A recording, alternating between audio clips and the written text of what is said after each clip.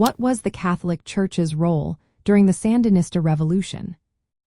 The Sandinista Revolution in Nicaragua was a time of great change and conflict, and the Catholic Church played a notable role during this period. Initially, the church hierarchy supported the Somoza dictatorship. This regime had strong ties to traditional power structures, and many church leaders felt aligned with the status quo. However, as the Somoza regime became more violent and oppressive, including attacks on church institutions, attitudes began to shift. A significant divide emerged within the church. Conservative leaders, aligned with Pope John Paul II's anti-communist stance, opposed the Marxist Sandinista ideology. On the other hand, progressive clergy were influenced by liberation theology. This movement emphasized social justice and the rights of the poor, encouraging active participation in political change. Many priests and religious activists who embraced this theology supported the Sandinistas, viewing the revolution as a fight against oppression and poverty. Grassroots initiatives within the church, like the formation of Christian-based communities, became crucial during this time. These communities mobilized peasants and ordinary people who had been marginalized under Somoza's rule.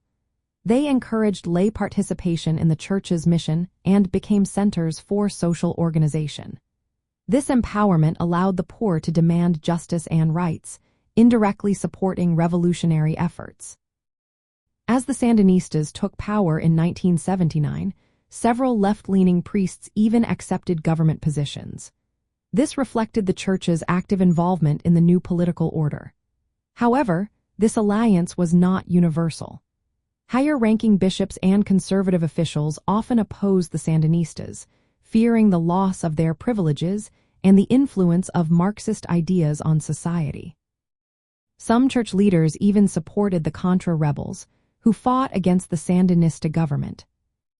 In later years, especially under Daniel Ortega's renewed Sandinista leadership, relations between the church and the government soured.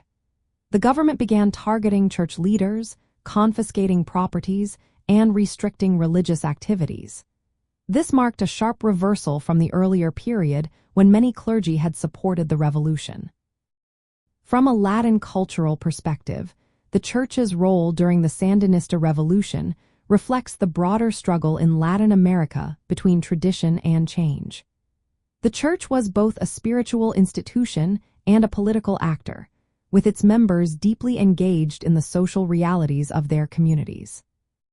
The tension between conservative and liberationist elements within the church mirrored larger societal conflicts over justice, power, and identity during a pivotal moment in Nicaragua's history.